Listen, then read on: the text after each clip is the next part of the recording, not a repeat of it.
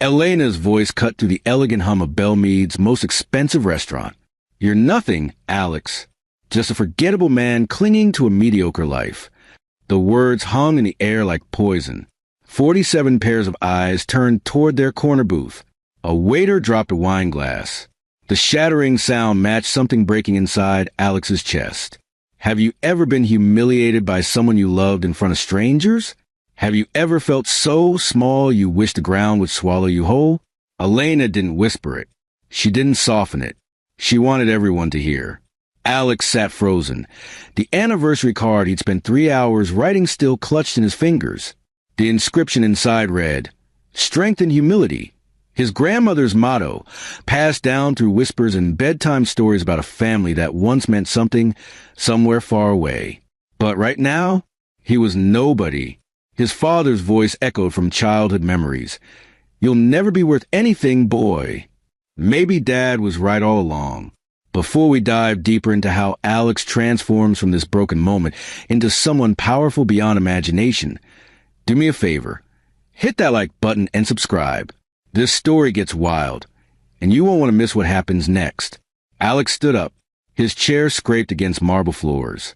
Every head in Belmead watched him walk out, shoulders hunched, a man defeated. Outside, November wind bit through his cheap suit, the one Elena always complained about. "Why can't you dress like Victor?" she'd say. Victor, her business associate. Victor, who drove a Range Rover and wore watches worth more than Alex's annual salary. Alex's phone buzzed. A text from Elena. "Don't wait up. Business dinner with Victor." Again. He stared at those words. Again. How many times had he heard that? 30? 50? How many times had he dismissed his own gut instinct because confronting her felt like becoming his father, angry, controlling, toxic? The rain started. Of course it did. 7 years earlier. Flashback. The community college library where Alex first saw Elena. She sat alone, surrounded by financial aid applications, her jacket worn at the elbows. Her eyes held something fierce, a determination that made him look twice. "You staring? Are you going to sit down?" She didn't smile when she said it. Alex stammered something about her using his favorite study table. She laughed, not kindly. "Favorite table? In a library? That's the saddest thing I've heard today." But she let him sit anyway. They bonded over shared poverty. Alex's apartment had no heat. Elena's family had just lost their house. They made plans, beautiful, desperate plans, about escaping together, building something better. "I'll never go back to being poor," Elena said one night, her fingernails digging into his arm. "Never. I don't care what it takes." Her mother's voice was always there, a shadow. "Status is survival. Elena, pretty words don't pay rent." Alex loved her fierce determination. He didn't see the warning signs. Their wedding was small. His gift to her was an old locket, supposedly from his family's past. His grandmother had given it to him before she died, whispering stories about royal blood and hidden heritage. Elena had laughed. "Royal blood? Baby, we're barely middle class. Those are fairy tales for losers who can't accept reality." She wore it anyway, then stopped. Then it disappeared into her jewelry box. Forgotten. Did she know what that locket really meant? Keep watching. This detail becomes crucial. Alex stood in the rain outside Belmead, water soaking through his shoes. His phone rang. Unknown number. "Is this Alex Beaumont?" "Yeah. You need to see something. Tonight. The Riverside Motel, room 302. Come alone." The call ended. Every instinct screamed danger. But Alex was already broken. What more could the universe take from him? Room 302 smelled like cigarette smoke and regret. A manila envelope sat on the bed. Nothing else. No mysterious caller. Just the envelope. Inside, photographs. Elena and Victor, tangled together in expensive hotel sheets. Receipts for weekend trips to Napa. Charged with a credit card Alex didn't recognize. Bank statements showing transfers.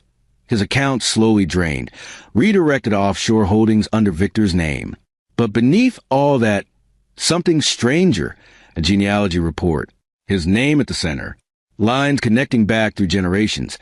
through Ellis Island records, through European documentation, ending at a royal seal he recognized from history books. House of Valmont, legitimate heir, current assets, for €0.7 billion. Alex's hand shook so hard the paper scattered across the stained bedspread. This couldn't be real. His grandmother's stories were just stories. Old women told fantasy tales to poor grandchildren to give them hope, right? His phone buzzed again. Same unknown number, but this time a text.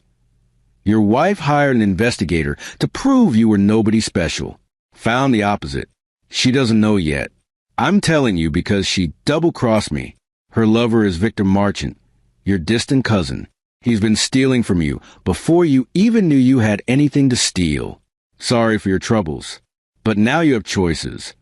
Alex sat on the dirty motel bed until sunrise, holding photographs of his wife's betrayal in one hand and proof of his hidden royalty in the other. What would you do with this information? Would you confront her immediately, or would you plan something bigger? Drop your answer in the comments below. Inside him, two voices warred. His father's voice, take everything. Crush them. Be ruthless. His grandmother's voice, strength and humility, child. But remember, humility doesn't mean letting others walk on you. By morning, Alex had made his decision. For 3 weeks, Alex played the broken husband perfectly. He slept on the couch. Let Elena's calls go to voicemail. Stopped arguing when she came home at 3 a.m. smelling like Victor's cologne. But during lunch breaks from his accounting firm, Alex met with lawyers in downtown offices that cost more per hour than he made in a month. Your claim is legitimate, Attorney Morrison said, sliding documents across a mahogany table. The House of Valmont has been searching for the legitimate heir for 17 years. Your grandmother fled during the war, changed her name, disappeared into America. You're it, Mr. Beaumont. You're the prince. Don't call me that, Alex whispered. Why not? It's your title. Because Alex stared at his reflection in the polished table. What if I become like them? What if money and power turn me into something terrible? Morrison studied him with sharp eyes. Most people who ask that question won't become monsters. It's the ones who never ask who you should worry about. The inheritance process required secrecy, international protocols, verification ceremonies. Alex attended them all in the guise of seeing a therapist for his depression. Elena approved. Good. You need help. Maybe they can make you less pathetic.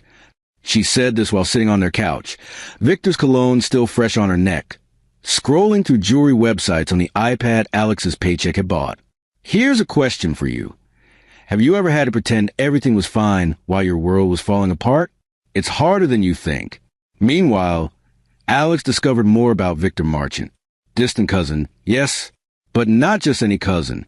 Victor was a son of the disgraced branch of the Valmont family, kicked out 40 years ago for embezzlement and fraud. His father had died in prison. His mother had remarried into American middle-class anonymity.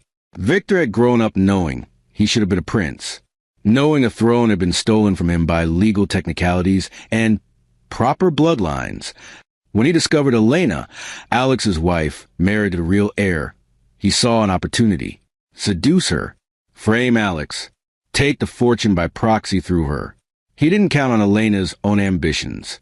Alex found her mother's letters, hidden in a box in their storage unit. Elena, you're wasting time with that accountant. He'll never give you security. Find someone powerful, someone who won't trap you in poverty again. I didn't raise you to settle. I raised you to survive. Do whatever it takes. The letters went back 2 years, before Victor. Elena had been planning to leave Alex long before the affair started. She just needed the right escape plan. Alex hired his own investigator, a woman named Daphne, ex-FBI, expensive as surgery. Your wife is liquidating, Daphne reported. Joint accounts, credit cards, even your retirement fund. She's been draining you for 18 months. It's going into shell companies registered to Victor. When she files a divorce, you'll have nothing to fight with. Can we stop it? Already did. I've frozen everything through your new holdings. She doesn't know yet. Daphne smiled, sharp as a knife. But there's more. You said you wanted everything. She showed him photographs taken with a long-distance lens. Elena leaving a medical clinic. Victor meeting her afterward. A baby bottle purchased at a pharmacy. She's 3 months pregnant. Daphne said quietly. Victor is a father. They're planning to claim it's yours, demand child support in the divorce, trap you in payments forever. Alex felt something cold settle into his bones. This wasn't just betrayal. This was calculated destruction. That night, Elena came home early. Unusual. She found Alex on the couch, staring at nothing. We need to talk, she said. Alex's heart pounded. Did she know? Had Victor told her about the inheritance? I want a divorce. Relief and anger flooded through him. Why? Because you're not enough, Alex. You've never been enough. She twisted her wedding ring. A simple band, all they could afford. I need more than this. More than you. There's someone else? He had to hear her say it. Elena's eyes flickered. That's none of your business. The baby is none of my business either. Her face went white. How? I'm not stupid. Elena, I've never been stupid. You just always thought I was. She recovered quickly. Fine. Yes, Victor and I are together. Yes, I'm pregnant. And yes, you're going to pay for this child because legally we're still married and I can make you. No. Alex stood up. You can't. Watch me, you pathetic. I've frozen all our accounts, Alex said calmly. Every dollar you've stolen, every transfer to Victor's shell companies, every receipt from your affair. I have copies. I have lawyers. And I have something else you don't know about. Elena's confidence cracked. What are you talking about?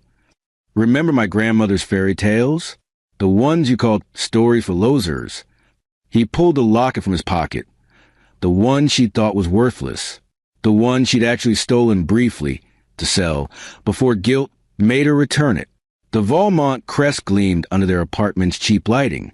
They weren't fairy tales, Alex said softly. And you're about to find out what happens when you betray a prince. Elena laughed. Actually laughed. A prince? Alex, have you lost your mind? I've found it, actually. He showed her the documents, just enough to plant doubt. I have lawyers who'll explain it better. But here's what matters.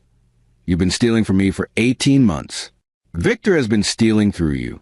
And now I have enough power to bury you both. You're bluffing. Am I? The confidence in his voice made her pause. Alex had never sounded like this. Never stood like this. Never looked at her with eyes as cold and clear. Victor is a fraud. His family was exiled from the Valmont line 40 years ago. He's been using you to get to me. Elena, you're not his partner. You're his tool. He could see her mind working, recalculating.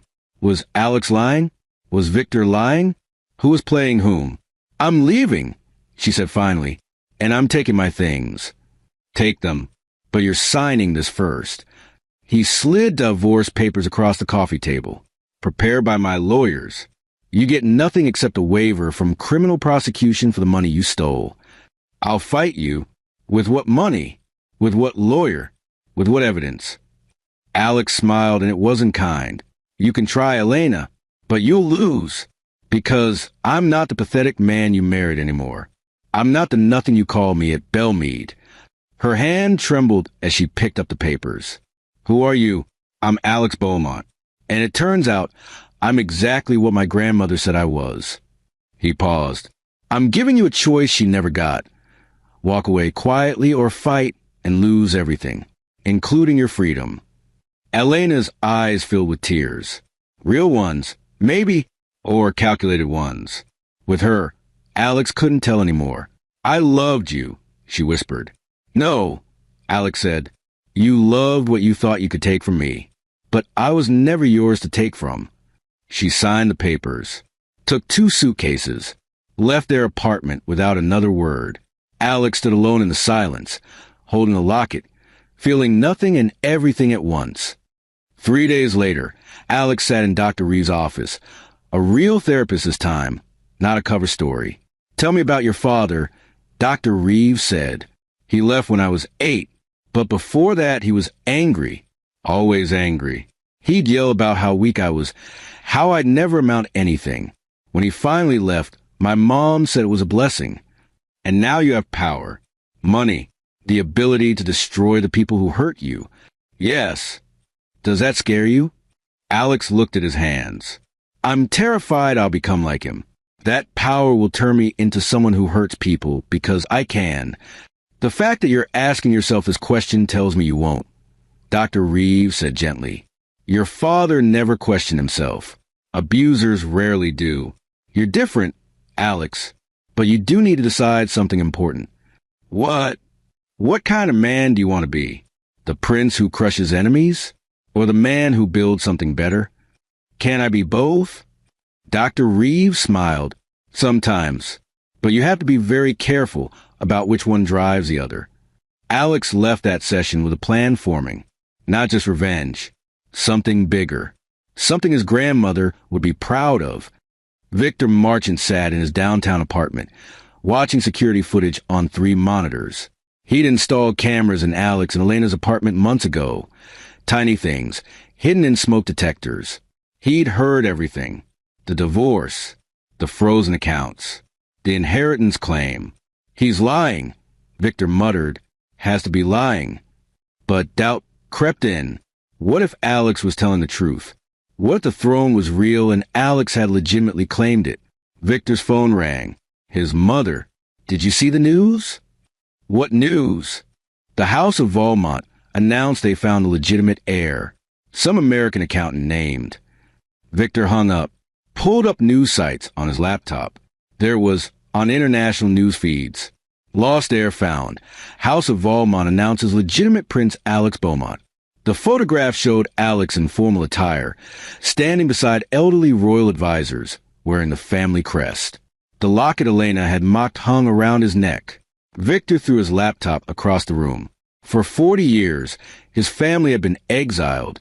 40 years of living in America, pretending to be normal, knowing that somewhere across the ocean, a fortune waited that should have been theirs. And now some nobody accountant, some pathetic husband too weak to even confront his cheating wife, was going to claim it? No, Victor said to his empty apartment. No, that throne is mine. He's not taking it. He called Elena.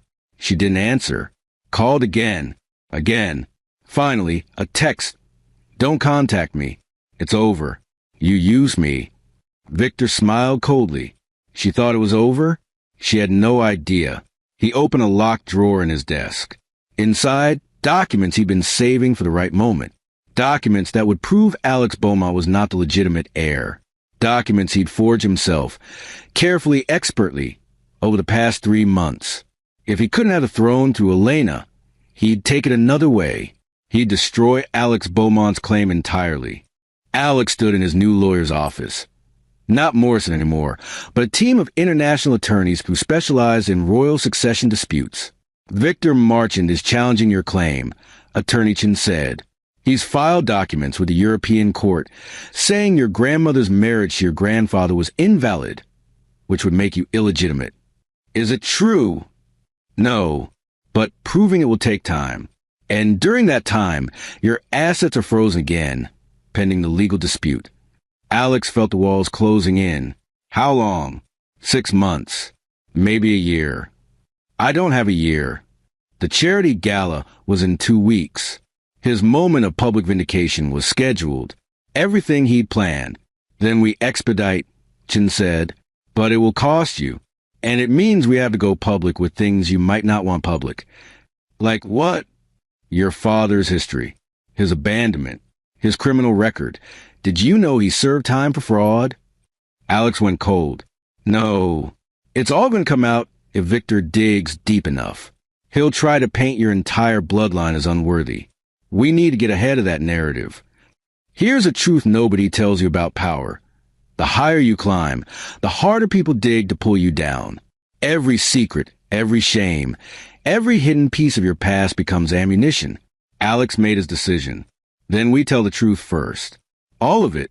My father, my grandmother's escape, my poverty. Everything. They can't use it against me if I own it. Chin nodded slowly. That's brave, but it's also risky. The court of public opinion can be harsher than any legal court. I know, but I'm done hiding. Alex stood. My grandmother didn't flee across an ocean just so I could be ashamed of where I came from. Set up the interviews. All of them. I'll tell my story before Victor can twist it. Elena sat in a coffee shop in the cheaper part of town, the kind of place she'd vowed never to return to. Her credit cards were declined. Her bank account showed zero. Victor wasn't returning her calls. The baby inside her was growing, and she had no idea how she was going to afford prenatal care. Her mother's voice echoed. Status of survival. Elena. She'd lost her status. Was she going to survive? A woman sat down across from her. Elegant, expensive suit, kind eyes. Elena Beaumont? Not anymore. Just Elena now. I'm Daphne. I work for your ex-husband. Elena's blood ran cold. If you're here to threaten me, I'm here to offer you something. A way out. Daphne slid a folder across the table. Alex doesn't know I'm here, but I've been watching the situation, and I think you're not the villain he thinks you are. I'm not. You're a woman who was terrified of poverty and made terrible choices because of that fear. That doesn't make you evil, just human. Daphne opened the folder. This is a job offer. Real job, real salary. Enough to support yourself and the baby. No strings attached. Why would Alex? He doesn't know, Daphne repeated. This is from me. Because I've seen what poverty does to people. It makes them desperate. And desperate people shouldn't be punished forever for trying to survive. Elena stared at the job description. Marketing position. A company she'd never heard of. Salary that would actually let her breathe. What's the catch? You testify against Victor Marchant when his case goes to trial. You tell the truth about how he manipulated you, used you, planned to frame Alex. Daphne's eyes hardened. Victor is dangerous. Elena, he won't stop with Alex. If he thinks you're a loose end, you're in danger too. Elena's hand shook. I'm already in danger. He's been calling, leaving messages, saying I betrayed him. Then take the offer. Save yourself and your child. Elena signed the papers. Alex sat under bright lights, facing a news reporter whose job was to make him look foolish. So you're claiming to be a prince? The reporter's tone dripped skepticism. I'm not claiming anything. I am a prince. The House of Valmont has verified my bloodline. But you grew up poor, in government housing. Yes. Your father abandoned you. Yes. He was a criminal. Alex met the camera directly. My father was a broken man who hurt people because he was hurt. I'm not him. I'm not going to let his mistakes define my bloodline or my right to claim what's mine. The reporter leaned forward. Some people are saying you're just a gold digger, that you're using a genetic coincidence to steal wealth you didn't earn. Those people can think whatever they want, Alex said calmly. But here's the truth. I didn't ask for this. I didn't want it. I was happy being an accountant, living a quiet life. But my wife betrayed me, stole from me, tried to destroy me because she thought I was nothing. And it turns out I'm not nothing. I'm the grandson of a woman who survived a war, crossed an ocean, and protected her family's secret because she wanted her descendants to have choices. And what choice are you making? I'm choosing to claim what's mine, not because of greed, but because my grandmother didn't sacrifice everything just so I could let people like Victor Marchant steal from my family again. Alex's voice hardened. This isn't about money. It's about dignity. It's about proving that where you come from doesn't determine where you go. The interview aired on 3 continents. The internet exploded. Half the comments called Alex inspiring. The other half called him a fraud. But everyone was watching. Everyone was waiting to see what would happen next. 12 days until the charity gala. Alex stood in his new penthouse, temporary housing provided by the Valmont estate, while legalities sorted themselves out. The view overlooked the city where he'd spent 7 years being nothing. From up here, everything looked small. His phone wouldn't stop buzzing. Interview requests. Threats from Victor's lawyers. Messages from old friends who suddenly remembered they existed. And one text that made his blood freeze. You think you've won. You haven't. See you at the gala. V. Victor was planning something. But what? Daphne arrived with coffee and bad news. Victor's filed 3 more legal challenges. He's claiming your grandmother's marriage certificate was forged, that your grandfather had another wife, that the Valmont family is lying to protect their reputation. Can he prove any of it? No, but he can make noise. And noise creates doubt. Daphne sat across from him. There's something else. Elena came to see me. Alex's jaw tightened. Why? She's scared. Victor's been following her, leaving flowers outside her apartment, calling from blocked numbers. Daphne paused. She thinks he's going to hurt her. That's not my problem anymore. Isn't it? Daphne's eyes were sharp. If Victor hurts her or that baby, the media narrative shifts. You become the heartless prince who abandoned a pregnant woman. Victor becomes a sympathetic underdog. Here's a hard question when someone who destroyed you needs help. Do you owe them anything? Comment below. I want to hear what you do. Alex stared out the window. What does she want? Protection. A restraining order. She's willing to testify against Victor. Tell everything about how he manipulated her. She wasn't just manipulated. She chose to betray me. I know, but people are complicated. Alex. She was terrified of being poor again. Her mother basically trained her to see marriage as a survival strategy. That doesn't excuse what she did, but it explains it. Daphne stood. You don't have to forgive her, but maybe you can help her without it being about her. What do you mean? Make it about you. About proving you're better than Victor.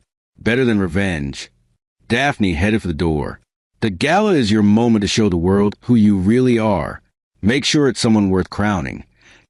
Victor sat in his apartment surrounded by papers, photographs, diagrams connecting Alex's family tree with red string like conspiracy theorist. He hadn't slept in 3 days. His mother called again. He ignored it. She'd just lecture him about letting it go and moving on. She didn't understand. This wasn't about money. This was about justice. His father had died in prison, disgraced, broken. The Valmont family had destroyed them over legal technicalities. His grandfather's affair, some property dispute, ancient family politics that should have been forgiven. Instead, they'd been exiled, erased, left to rot in America while the proper bloodline lived in castles. And now Alex Beaumont, some nobody accountant who didn't even know he had royal blood, was going to take the throne? No, Victor whispered to his empty apartment. That throne is mine. By right, by blood, by sacrifice. He picked up his phone, dialed a number he'd been saving. It's me, he said when someone answered. I need a favor, the kind we don't talk about afterward. The voice on the other end was cautious. How permanent? Not permanent. Just embarrassing. Public. Devastating. Victor smiled. I need Alex Beaumont humiliated at his own gala. Can you do that? Depends. What's the budget? Victor looked at his dwindling bank account. Most of his stolen money was frozen now, trapped in legal limbo. But he had enough for this. 50,000. Half now, half when it's done. Done. What do you need? Victor explained his plan. When he finished, the person on the other end whistled low. That's cold, man. Even for you. He took everything from me. Victor said quietly. I'm just taking it back. Alex's next session with Dr. Reeves went deeper. Tell me about the gala. Dr. Reeves said, what are you hoping will happen? I want Elena and Victor to see what they lost. I want everyone who ever looked down on me to know they were wrong. And then what? Alex paused. What do you mean? After the gala, after the revenge, after everyone knows you're a prince. Then what? Dr. Reeves leaned forward. What are you actually trying to fix, Alex? Because from where I'm sitting, this isn't about money or titles. This is about your father telling you that you were worthless. This is about proving to a dead man that he was wrong. The words hit like a punch. My father doesn't matter anymore, Alex said, but his voice cracked. Doesn't he? You talk about him every session. You dream about him.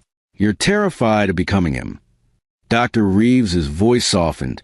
Alex, You can't out-earn abandonment. You can't out-succeed emotional abuse. No amount of money or power will make that 8-year-old boy feel loved by his father. Silence filled the office. So, what do I do? Alex whispered. You grieve. You accept that some wounds don't heal. They just become part of your story. And then you choose. Do you let that story define you, or do you write a new chapter? Alex wiped his eyes quickly. The gala is still happening. I know, but make sure you're doing it for the right reasons, not to prove something to ghosts. 5 days before the gala, Elena sat in the deposition room. Cameras recording, lawyers watching. State your name for the record. Elena Marchant. Well, Elena Beaumont legally, but I'm going back to my maiden name. Elena Torres. Ms. Torres, can you describe your relationship with Victor Marchant? Elena took a breath. He approached me 2 years ago at a marketing conference. I was there with my company. He seemed charming, successful. He asked about my husband, seemed genuinely interested. When did the affair begin? 3 months after we met. But it wasn't spontaneous. Victor planned it. He asked specific questions about Alex, his family history, his grandmother, whether Alex ever mentioned having wealthy relatives. Elena's hands trembled. I didn't think anything of it at the time. But looking back, he was gathering intelligence. Did Mr. Marchant ever discuss Alex's potential inheritance? Not directly. But he'd make comments like, your husband doesn't appreciate you, or you deserve someone who can give you security. He knew my fears. He used them. Elena looked directly at the camera. I'm not saying I'm innocent. I made choices. But Victor manipulated me. He knew exactly what buttons to push. Can you describe the financial arrangement? Victor set up shell companies. He'd have me transfer money from our joint accounts, telling me it was investment opportunities that would make us rich. I believed him because I wanted to believe him, because he promised me I'd never be poor again. Question for you. Can someone be both a victim and a villain at the same time? Is Elena sympathetic or just making excuses? Let me know in the comments. The lawyer slid photographs across the table. Do you recognize these people? Elena's face went white. That's Victor with other women. At restaurants. Hotels. We have evidence Mr. Marchant ran this same scheme with 4 other married women over the past 6 years. You weren't special to him, Ms. Torres. You were a mark. Elena covered her mouth, tears streaming. I'm such an idiot. You're a victim of a con artist, the lawyer corrected, and your testimony is going to help stop him. 3 days before the gala, Alex stood in the grand ballroom of the Riverside Convention Center, watching workers hang banners and set up lighting. The event was technically for childhood poverty charities. Fitting, given his background. But everyone knew the real purpose. Alex Beaumont's public debut as Prince of Valmont. Invitations had gone to everyone who mattered. Business leaders, politicians, journalists. And yes, Elena and Victor had both been invited. Though only Elena's RSVP had come back confirmed. You sure about this? Daphne asked, standing beside him. No, Alex admitted, but it's happening anyway. The emissaries from Valmont arrived this morning. They want to meet with you before the gala. What about? Protocol. Apparently. There are rules about how you announce your inheritance publicly. They're concerned you might say something that embarrasses the family. Alex laughed bitterly. I am the embarrassment. Poor American accountant with a criminal father. I'm exactly what old European nobility hates. Maybe that's why you're perfect for it. Daphne said quietly, you understand what it's like to have nothing. That kind of empathy doesn't come from growing up in castles. Lord Pemberton and Lady Ashford sat across from Alex in penthouse, their posture perfect, their judgment obvious. Mr. Beaumont, Lord Pemberton began, his accent thick as fog. We understand your enthusiasm for this public announcement. However, the House of Valmont has a reputation to maintain. I'm aware, Alex said. Are you? Because from what we've seen, you've been giving interviews, making accusations, drawing attention to family scandals that should remain private. Lady Ashford added, your father's criminal history, your childhood poverty, your wife's infidelity. These are not topics appropriate for a prince to discuss publicly. Why not? Alex leaned forward. Because they're embarrassing? Because they make the bloodline look weak. Because they undermine the dignity of the crown, Lord Pemberton said sharply. The crown survived wars, revolutions, and scandal for 800 years. Alex shot back. I think it can survive people knowing I had a difficult childhood. This attitude is precisely what concerns us. Lady Ashford's voice was ice. You were raised common. You think like a commoner. You act like a commoner. I am a commoner, Alex said quietly. My blood might be royal, but my life wasn't. I'm not going to pretend I grew up in palaces when I grew up in Section 8 housing. That's not embarrassing, that's real. Lord Pemberton stood. If you proceed with this theatrical display at the gala, the House of Valmont may reconsider its recognition of your claim. Are you threatening me? We're advising you. There's a proper way to do this. Quietly, with dignity, not with spectacle. Alex stood as well. My grandmother fled her home with nothing. She worked 3 jobs to feed her family. She died in a 1-bedroom apartment, surrounded by relatives who loved her but couldn't afford to give her a better death. His voice hardened. I'm not ashamed of that. If the House of Valmont is, then maybe you're recognizing the wrong heir. The emissaries left without another word. Daphne, who'd been listening from the other room, appeared in the doorway. That was either very brave or very stupid. Probably both, Alex admitted. But I'm done hiding who I am to make other people comfortable. 2 days before the gala, Victor played his trump card. The story broke on a tabloid website first, then spread like wildfire. Prince or pretender. DNA evidence questions Alex Beaumont's claim. The article included leaked documents showing DNA tests that allegedly proved Alex's grandmother had an affair, that her children, including Alex's mother, weren't actually fathered by the Valmont prince she'd married. The documents looked official, scientific, damning. Within hours, every major news outlet was running the story. Alex's phone exploded with calls. The Valmont emissaries demanded emergency meetings. His lawyers went into crisis mode. It's fake, Daphne said, examining the documents. It has to be, but it's a good fake. Victor spent money on this. Can we prove it's fake before the gala? Maybe, but we need the original DNA samples to run countertests, and those are in Valmont family vaults in Europe.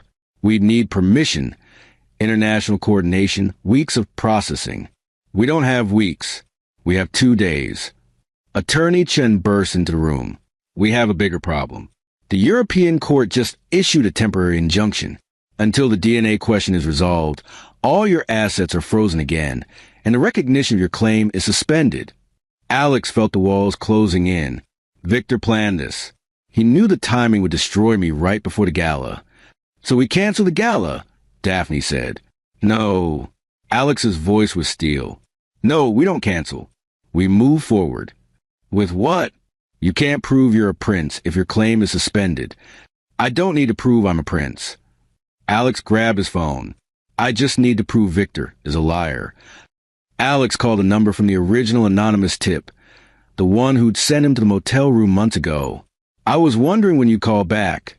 The voice said, Who are you? Someone who hates Victor Marchant almost as much as you do. I'm the investigator Elena hired to dig into your background. When I found the Valmont connection, I brought it to her. She told Victor. He tried to cut me out, steal my work, claim the discovery as his own. I don't like being cheated. Can you help me prove the DNA documents are fake? Already did. Check your email. Alex opened his laptop. A massive file had just arrived. Metadata analysis, forensic document examination, financial records showing Victor paid a disgraced lab technician to create fake reports. How did you? I'm good at my job. Unlike Victor, I don't underestimate people. The investigator paused. Use it wisely. And remember, the truth doesn't always win, but it's the only weapon worth fighting with. The call ended. Alex stared at the evidence on his screen. Everything he needed to destroy Victor's credibility. But something Dr. Reeves had echoed in his mind. Make sure you're doing it for the right reasons. Was this about justice or revenge? Did it matter? Elena called Alex's private number, the one she shouldn't have had anymore. "Don't hang up," she said immediately. "Please." Silence. I saw the news. The DNA thing. I know it's fake because I was there when Victor talked about doing it, about destroying you if he couldn't steal from you. "Why are you calling me, Elena?" "Because I'm sorry. I know that doesn't mean anything. I know I destroyed us. But I need you to know that I see it now, what I lost, what I threw away." Her voice broke. "You were good, Alex. You were kind and patient, and you loved me even when I didn't deserve it. And I repaid you by betraying me, stealing from me, planning to trap me with another man's child. Yes, all of that. I was terrified of being poor again, and that fear made me into someone terrible." Elena took a shaky breath. "But Victor is worse than I ever was. He's dangerous. Tomorrow at the gala, he's planning something. I don't know what, but he's been meeting with people, making plans. You need to be careful." "Why are you warning me?" "Because somewhere underneath all my mistakes, I did love you. Maybe not the way you deserved, but it was real." A pause. "Be careful tomorrow, Alex. Please." She hung up. Alex sat in the darkness of his penthouse, holding the phone, wondering if anything Elena said could be trusted, wondering if it mattered. Tomorrow, everything would come to a head. The gala is next. Every piece is in play. Every secret is about to explode. If you're not subscribed yet, do it now because what happens next is absolutely insane. Drop a like and comment whether you think Alex should forgive Elena or cut her out forever. The Riverside Convention Center glittered like a palace. Luxury cars lined the circular driveway. Photographers shouted for attention. Security guards checked invitations with military precision. Alex arrived alone, wearing a custom suit, simple, elegant, expensive. The Valmont crest on his lapel pin. The crowd erupted when he stepped out. Cameras flashed like lightning. Questions flew from every direction. "Mr. Beaumont, how do you respond to the DNA allegations? Is your claim to the throne legitimate? Where's your wife tonight?" Alex ignored them all, walking through the entrance with his head high. Inside, the ballroom was magnificent. Crystal chandeliers, marble floors, 500 of the city's most powerful people, all pretending they hadn't spent the past week questioning his legitimacy. Daphne appeared at his elbow. Victor just arrived. East entrance. He brought guests. What kind of guests? The kind with cameras and microphones. He's planning something public. Alex's jaw tightened. Let him plan. We have our own surprises. The event began. Charity representatives gave speeches about childhood poverty. Donors pledged money. The crowd smiled and clapped and pretended they cared. Then the MC announced, "Ladies and gentlemen, please welcome our guest of honor, Alex Beaumont." The ballroom fell silent. Alex walked to the stage, every eye following him. At the back of the room, he spotted Victor, phone in hand, recording. Near the middle, Elena sat alone, her pregnancy barely showing, her eyes red. And in the front row, Lord Pemberton and Lady Ashford watched with expressions of pure disapproval. Alex reached the podium, adjusted the microphone, looked out at 500 faces waiting to judge him. This is it. Everything leads to this moment. Keep watching. What Alex says next will change everything.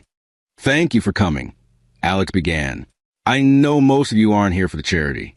You're here to see if I'm real, if I'm a prince or a pretender, if I'm worth your time." Uncomfortable murmurs rippled through the crowd. "I'm going to tell you the truth. All of it. And then you can decide for yourselves." He paused, letting the tension build. "I grew up in government housing. My father was a criminal who abandoned us. My mother worked herself to death trying to provide. I wore secondhand clothes and ate food bank meals. I was that kid everyone pitied, but nobody wanted to know. Someone in the crowd whispered." Alex kept going. "My grandmother used to tell me stories about our family, about princes and castles and bloodlines that meant something. I thought they were fairy tales, stories poor people tell themselves to feel special. I was embarrassed by them." He looked directly at Lord Pemberton. "When I found out the stories were real, that I actually was descended from royalty, My first reaction wasn't joy. It was fear. Fear that money and power would turn me into something terrible. Fear that I'd become like my father. Fear that I didn't deserve it. Alex's voice strengthened. But here's what I learned. My grandmother didn't flee across an ocean and hide her identity because she was ashamed.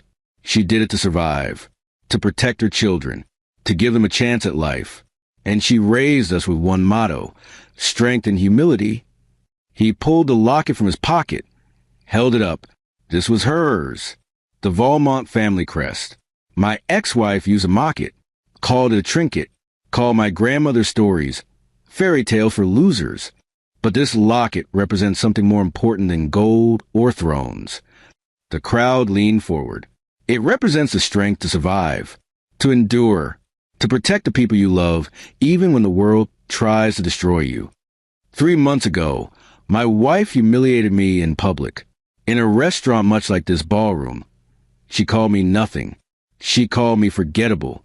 She made sure everyone heard. Alex's voice didn't waver, and she was working with someone, a man named Victor Marchant. Gasps echoed through the ballroom. In the back, Victor's face went pale.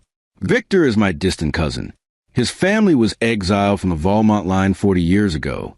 When he discovered I had a legitimate claim to the throne, he decided to steal it. He seduced my wife, manipulated her fears about poverty, convinced her to drain our accounts and frame me as a deadbeat husband. Alex nodded to the tech booth. A screen descended behind him. But I have evidence. Bank transfers, email correspondence, text messages planning how to destroy me. All of it. The screen lit up with documents, messages, photographs. Elena and Victor in hotel rooms. Financial records showing stolen money. Text messages that made the crowd gasp. Victor stood, shouting, "This is slander. My lawyers will..." "Your lawyers are already facing criminal charges." Alex cut him off. For fabricating DNA evidence. For filing fraudulent legal claims. For conspiracy to commit fraud. Security guards moved toward Victor. The DNA documents released 2 days ago are fake. I have forensic analysis proving it. I have financial records showing Victor paid a disgraced lab technician to create false reports. I have everything. The screen changed, showing the evidence Daphne had compiled. Victor tried to run. Security caught him before he reached the door. Can you imagine the chaos in that room right now? 500 people watching a man get destroyed in real time. This is what revenge looks like when it's earned. But that's not the whole story, Alex continued. Because Victor isn't the only villain here, and I'm not the only victim. He looked at Elena. My ex-wife made terrible choices. She betrayed me, stole from me, planned to trap me with another man's child. And I could stand here and destroy her the same way I'm destroying Victor. I have every right to. Elena's face crumbled. But here's the difference between justice and revenge. Revenge is about making yourself feel powerful by crushing someone else. Justice is about stopping harm and creating accountability. Alex's voice softened. Elena was manipulated, not just by Victor, but by a lifetime of poverty and fear. Her mother taught her that security came from finding a wealthy husband, not from building her own worth. She made horrible choices because she was terrified of ending up with nothing. He paused. That doesn't excuse what she did, but it explains it. And I'm choosing to acknowledge that complexity rather than flatten her into a simple villain. The crowd was silent, riveted. So here's what's going to happen. Victor Marchant will face criminal charges for fraud, identity theft, and conspiracy. Elena Torres will not. She's cooperated fully with authorities. She's testified against Victor. She's working to rebuild her life. Alex looked directly at her. I don't forgive you, Elena. I may never forgive you. But I'm not going to spend the rest of my life punishing you either. You've lost enough. And so have I. Tears streamed down Elena's face. Now, about my claim to the throne. Alex turned back to the full audience. The House of Valmont has suspended recognition of my inheritance, pending DNA verification. They're embarrassed by me, by my background, by the fact that I'm not some polished European noble who knows which fork to use. Lord Pemberton stood angrily, but Lady Ashford put a hand on his arm. And honestly, I understand their concern. I'm not traditional. I'm not polished. I'm an American accountant who eats pizza and watches football and says things that make royal advisors uncomfortable. Alex smiled. But here's what I am. I'm someone who understands what it's like to have nothing. I know what poverty feels like, what hunger feels like, what it's like to watch your mother work 3 jobs and still not have enough. His voice rose with passion. The House of Valmont was built on the backs of common people, farmers, workers, families who gave everything so that nobles could live in comfort. And somewhere along the way, we forgot that. We started believing that royal blood made us better than everyone else. The crowd was mesmerized. It doesn't. Blood doesn't make you worthy. Actions do. Choices do. How you treat people when you have power, that's what matters. Alex pulled out another document. So I'm making a choice. If the House of Valmont recognizes my claim, I'm establishing the Valmont Foundation for childhood poverty. 60% of my inherited wealth, billions of dollars, will go toward helping kids who grew up like I did. Kids who deserve better than food banks and second-hand clothes. Gasps filled the room. The rest will maintain the Valmont estates and traditions. Because history matters. Heritage matters. But it shouldn't come at the expense of the present. And it should never be used as an excuse to look down on people who weren't born into privilege. Lord Pemberton and Lady Ashford looked stunned. There's one more thing, Alex said quietly. The screen changed again, showing a final document. Victor Marchant's claim that he should be the rightful heir? It's based on a lie. His grandfather wasn't exiled for technicalities. He was exiled for attempting to murder his own brother, my great-grandfather, to steal the throne. The crowd erupted. I have court records, witness testimonies, evidence that's been sealed for 40 years. Victor's family wasn't wronged. They were criminals. And Victor is continuing that legacy. Victor, still held by security, screamed obscenities. So when people ask me if I'm really a prince, here's my answer. I'm the grandson of a woman who survived. I'm the son of a flawed man who taught me what not to become. I'm someone who knows what it's like to have nothing and everything in the span of a few months. Alex's voice filled the ballroom. And if that makes me unworthy of a crown, then maybe the crown isn't worth having. He looked directly at the Valmont emissaries. But if you're willing to recognize that royalty should mean service, not superiority, that wealth should empower others, not just the wealthy, then I'll accept this inheritance. And I'll spend the rest of my life proving that a poor kid from America can be exactly what the House of Valmont needs. The crowd erupted in applause. Lord Pemberton stood slowly, then did something nobody expected. He bowed. Lady Ashford followed. And then, one by one, the entire ballroom bowed to Alex Beaumont, the accountant, the abandoned son, the betrayed husband, the prince. I need you to hit that like button right now, because what happens next is the emotional climax you've been waiting for. After the official proceedings, as the crowd mingled and celebrated, Elena approached Alex. That was, you didn't have to do that. Defend me. Give me a way out. I didn't do it for you, Alex said honestly. I did it because destroying you wouldn't have made me feel better. It would have just made me more like the people who hurt me. Elena nodded, tears falling. I know you'll never forgive me, but I want you to know something. The baby, she placed a hand on her barely visible stomach. I'm naming her Grace, after your grandmother. Alex's eyes widened, because she was the strongest person I never met. And I want my daughter to know that strength doesn't come from money or status. It comes from surviving and still choosing to be kind. Elena's voice broke, like you did tonight. She walked away before Alex could respond. Daphne appeared beside him. That was unexpected. Yeah, Alex whispered. It was. Victor was arrested on 17 charges. Fraud, identity theft, conspiracy, attempted extortion. As police led him away, he screamed at Alex, "You stole my birthright. That throne was mine. You're nobody. Nobody." Alex watched him go, feeling nothing but pity. He really believes it. Daphne observed. He genuinely thinks he's the victim here. His whole life was built on a lie, Alex said. His father told him they were wronged, cheated, exiled unfairly. Victor never questioned it. He just accepted that the world owed him something. And you? I grew up knowing the world owed me nothing. Maybe that's why I can actually appreciate what I have. 3 days after the gala, Lord Pemberton and Lady Ashford requested a private meeting. We were wrong, Lord Pemberton said simply. We approached you with judgment and prejudice. We saw your background as a liability rather than an asset. Lady Ashford added, but your speech, your actions, the way you chose justice over revenge, empowerment over cruelty, that's what royalty should look like. She slid a document across the table.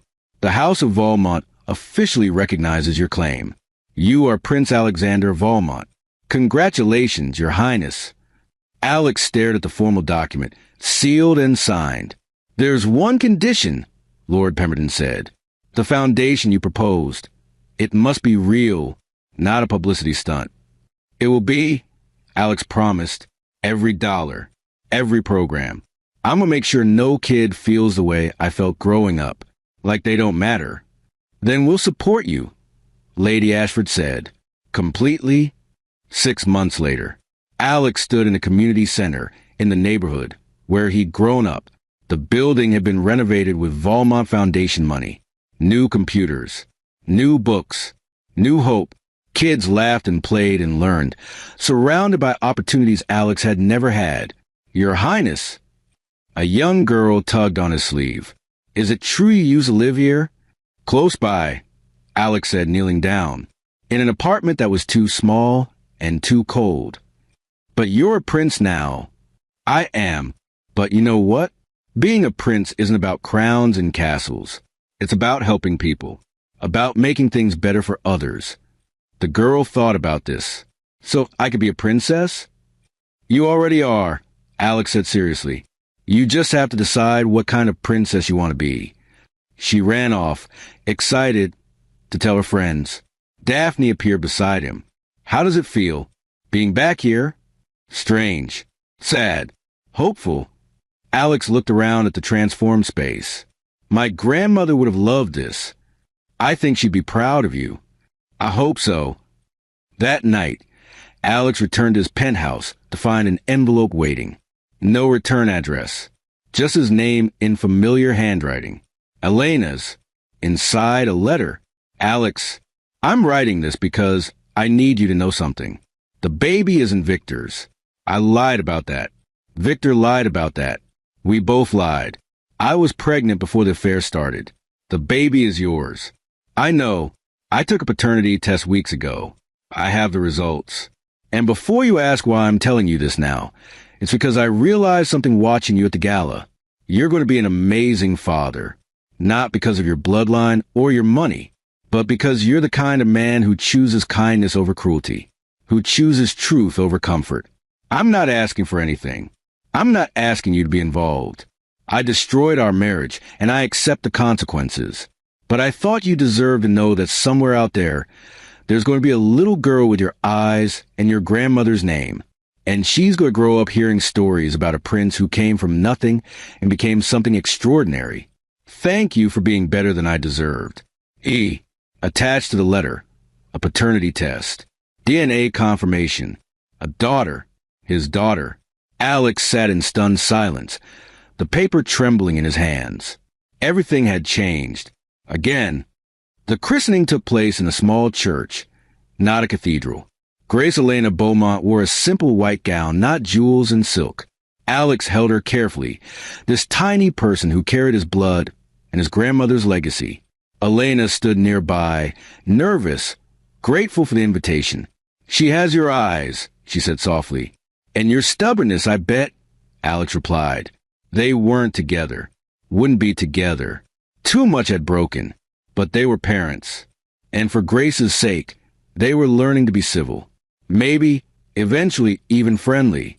Daphne attended, along with several of Alex's new friends from the royal circle. Lord Pemberton and Lady Ashford sent a gift, a trust fund for Grace's education. As the ceremony ended, Alex carried Grace outside into sunshine. Your great-grandmother was a princess who became a refugee, he whispered to her. Your father was nobody who became a prince. You can be anything you want, anything at all. Grace yawned, unimpressed by royal titles and dramatic speeches. Alex laughed. Maybe that was the most important lesson. Being a good person mattered more than being a powerful person. Being a good father mattered more than being a prince. And in the end, that's what strength and humility really meant.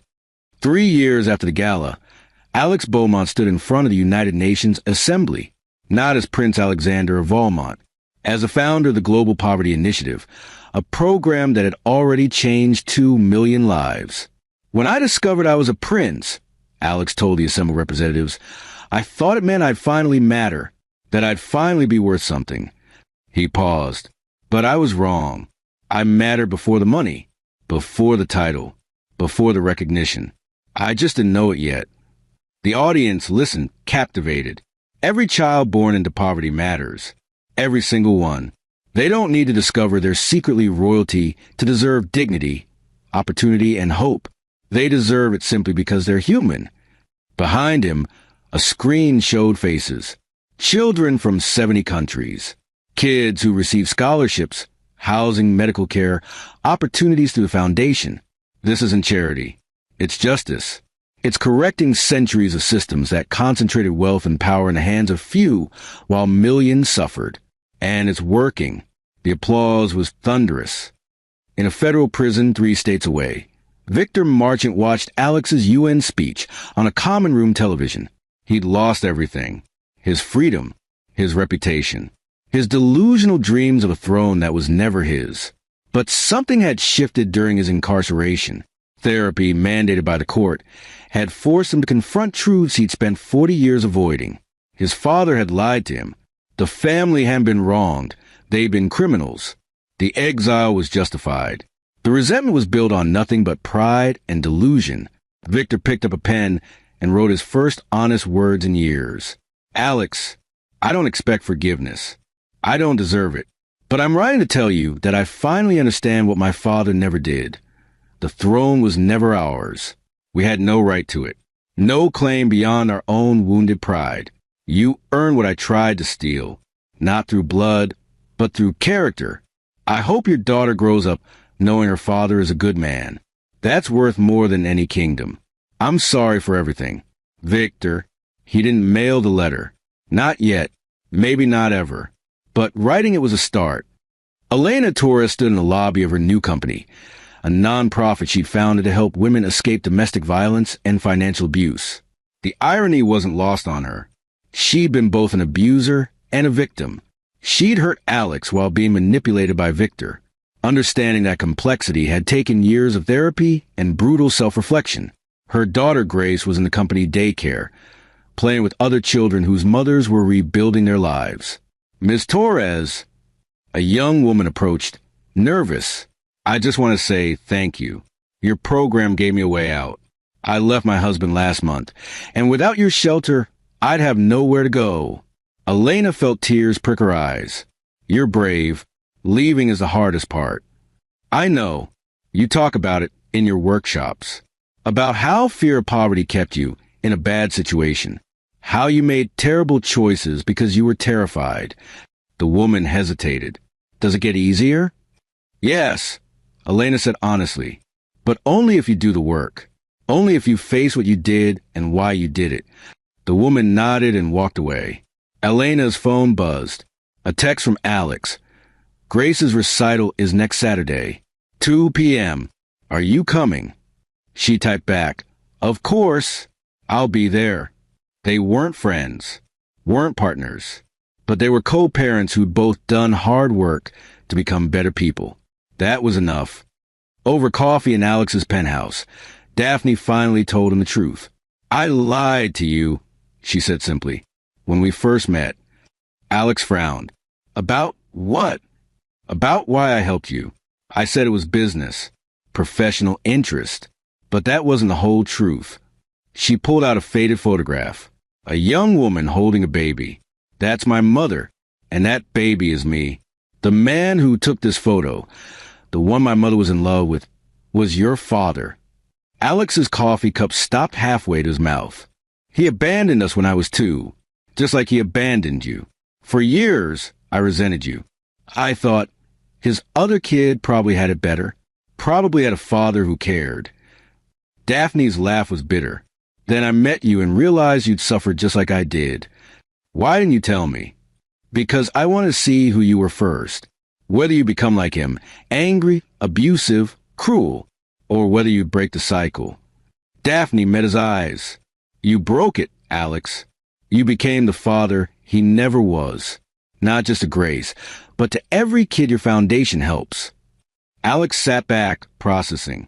So we're half-siblings. Yeah. Silence filled the room. Then Alex laughed. Well, that explains why you were so invested in keeping me from becoming a monster. Someone had to. Our father sure didn't care about breaking cycles of abuse. Daphne's voice softened. But you did. You chose differently.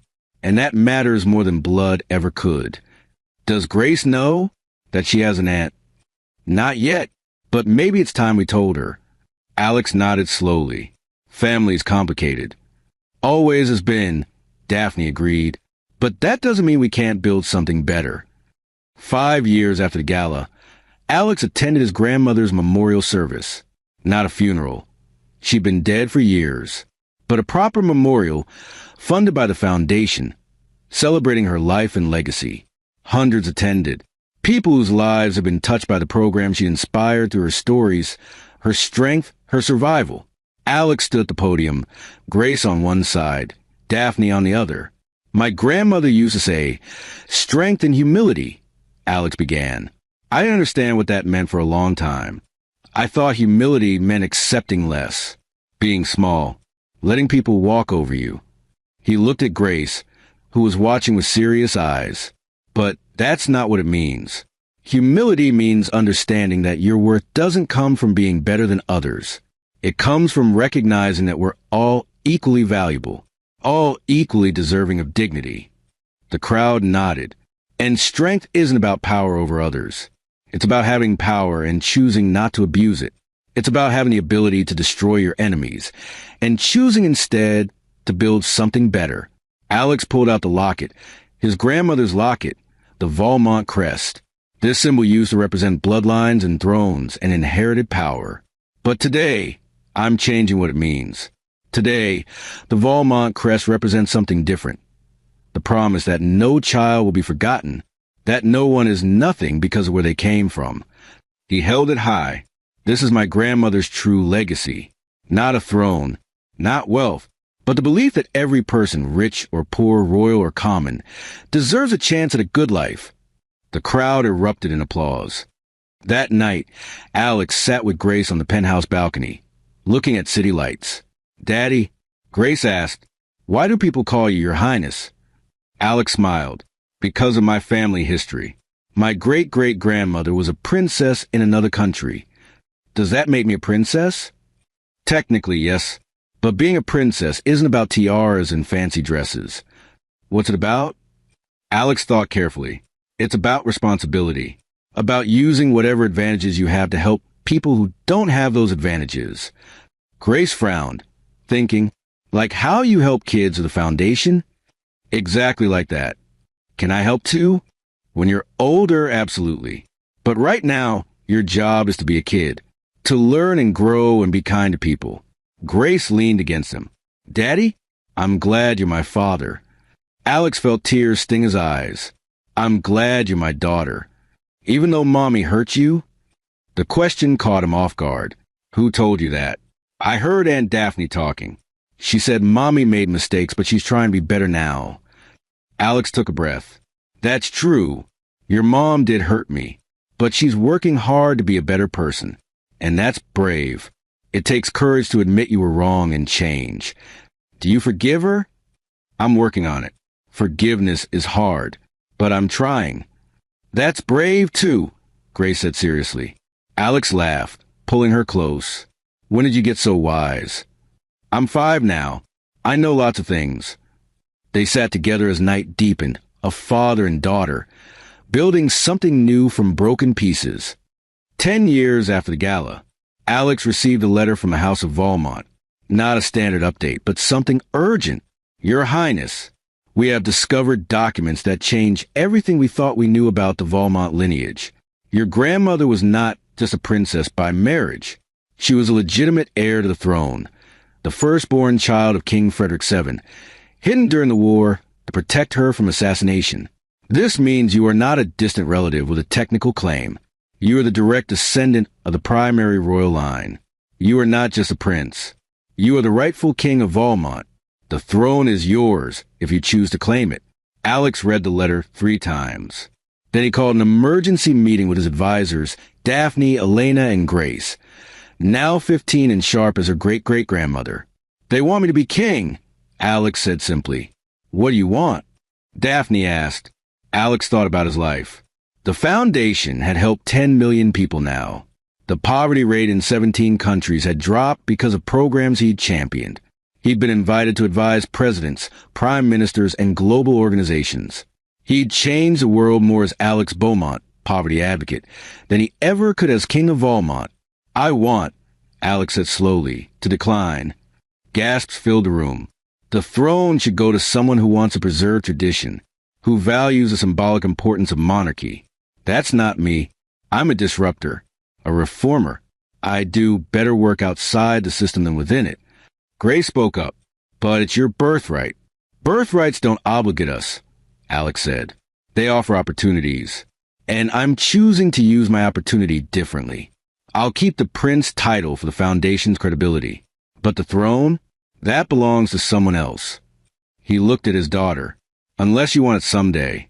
It's your birthright, too. Grace considered. Can I think about it? You have your whole life to think about it. 20 years after the gala, Alex Beaumont, still just a prince, never a king, received the Nobel Peace Prize for his work eliminating childhood poverty in 47 countries. He was 62 years old, gray-haired, tired, but satisfied. Grace stood beside him, now running the foundation herself with the same passion and intelligence her father had shown. Victor had been released from prison 5 years earlier, a changed man who now worked quietly for addiction recovery programs. He and Alex had never reconciled, but they'd reached a mutual understanding. Some wounds don't heal, but they can stop bleeding. Elena had become a respected advocate for domestic violence survivors.